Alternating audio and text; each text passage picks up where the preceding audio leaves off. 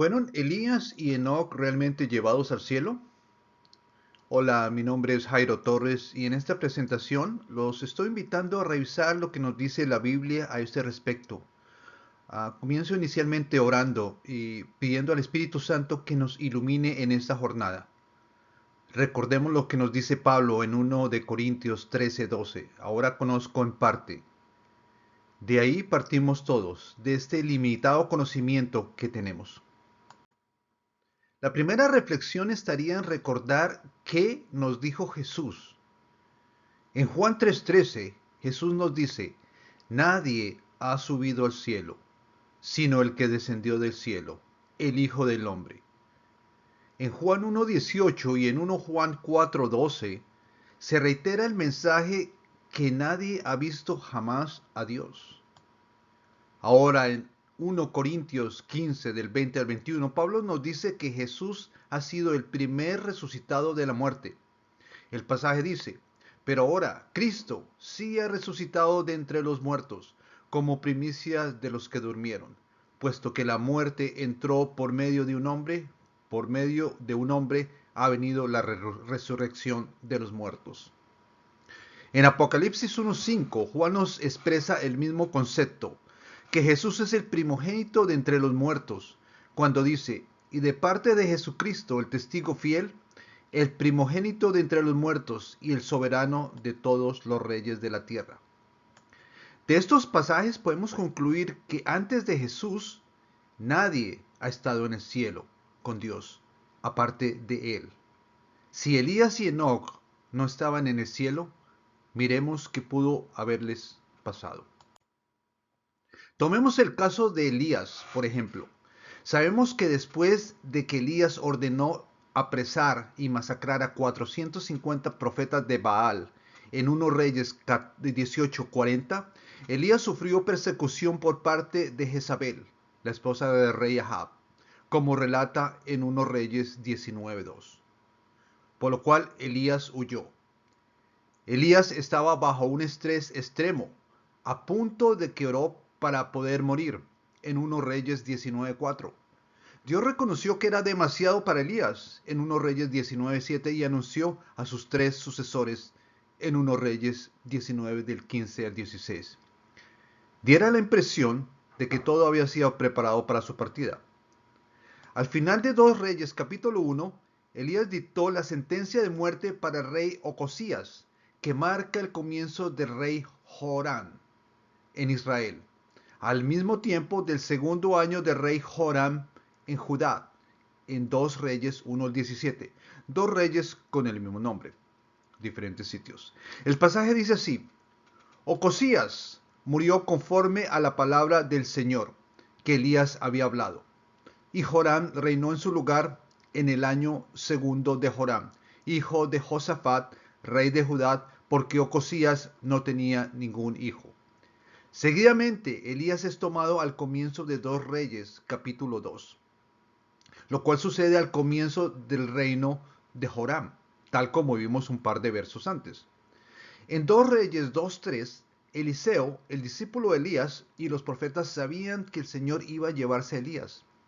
Dice el texto, entonces los hijos de los profetas que andaban en Betel salieron al encuentro de Eliseo y le dijeron, ¿sabes que hoy el Señor te quitará a tu Señor de sobre ti? Y él dijo, sí, yo lo sé, callad. Luego en 2 Reyes 2:11, varios vieron a Elías ascendiendo al cielo. Los profetas pidieron a 15 hombres fuertes que buscaran a Elías en las montañas y valles, con la esperanza de verlo aterrizar en algún lugar. Y en 2 Reyes 2:16 finalmente se dieron por vencidos. Pero, ¿qué pasó después? En 2 Crónicas 21, del 12 al 20, Elías reaparece al final del reinado del rey Joram de Judá.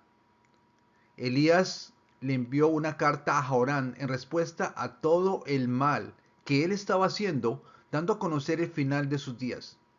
El Señor le envió una enfermedad que terminó con su vida en 2 años. El pasaje de 2 Crónicas 21, del 12 al 30, relata los hechos, indicando en el verso 12 a Elías como el remitente de la carta y en el verso 6 el destinatario, el rey Joram de Judá.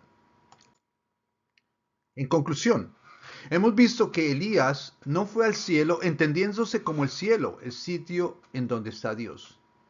Pablo en 2 Corintios 12:2 es más explícito haciendo referencia al tercer cielo, entendiéndose en el contexto del primer cielo, el espacio donde vuelan los pájaros, y el segundo cielo en donde se encuentra el sol, la luna y las estrellas.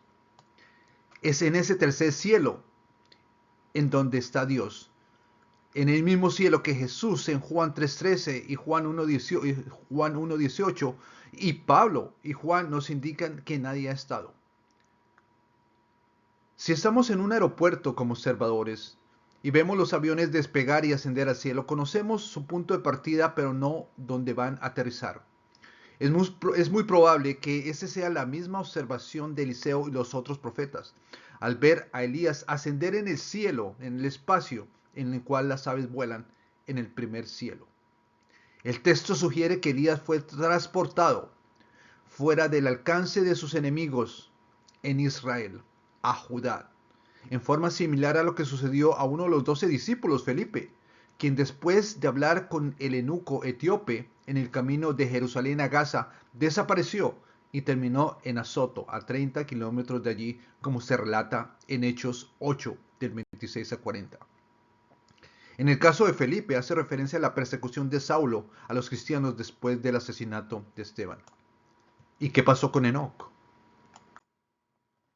En el caso de Enoc sabemos que en Génesis 5 del 21 al 24 que Enoc desapareció. El pasaje dice, y Enoc vivió 65 años y engendró a Matusalén. Y Enoc anduvo con Dios 300 años después de haber engendrado a Matusalén y engendró hijos e hijas. El total de los días de Enoc fue de 365 años. Y Enoc anduvo con Dios y desapareció porque Dios se lo llevó. En Hebreos 11:5, Enoc es mencionado como uno de los fieles del Antiguo Testamento como Abel, Noé, Abraham y Sara. El texto dice, por la fe Enoc fue trasladado al cielo para que no viera la muerte, y no fue hallado porque Dios lo trasladó, porque antes de ser trasladado recibió testimonio de haber agradado a Dios. En Hebreos 11:13, el autor nos dice que todas estas personas fieles, incluyendo a Enoc, murieron. El texto dice, todos estos murieron en fe, sin haber recibido las promesas, pero habiéndolas visto y aceptado con gusto desde lejos, confesando que eran extranjeros y peregrinos sobre la tierra. Un momento, ¿no acabamos de leer en Hebreos 11:5 que Enoc fue trasladado para que no viera la muerte? Ciertamente, Enoc fue trasladado del sitio en que se encontraba a otro sitio para no encontrar la muerte en ese momento, pues eventualmente murió, como lo indica Hebreos 11:13. En conclusión, Enoc y Elías no fueron al cielo en donde Dios está. Enoc, como Elías y Felipe, fueron trasladados o transportados en una forma supernatural a otro sitio. En el caso de Enoc, dado el grado de corrupción y degeneración humana de esa época, que llevó a Dios a borrar casi toda la humanidad de la faz de la tierra en el diluvio, es posible contemplar que no fue trasladado a un sitio más seguro, como sucedió con Elías y Felipe. Es claro, como menciona Pablo en 1 Corintios 13:12, que no sabemos todo en estos momentos. Porque, ¿por qué murió Enoc a temprana edad en comparación con el resto de su generación? ¿Fue la pronta muerte de Enoc un mecanismo de protección como lo sugiere Isaías 57:1? El justo perece y no hay quien lo tome a pecho. Los piadosos son eliminados y nadie entiende que es a causa de la calamidad que el justo es eliminado. Cuando se empieza a trabajar un tema con una pregunta, terminamos en muchos casos con muchas más preguntas. Y más preguntas que respuestas, como reflejo de la extensión de nuestro desconocimiento. Gracias por escuchar. Cualquier comentario que nos ayude a entender mejor las escrituras es siempre bienvenido. Bendiciones, Jairo.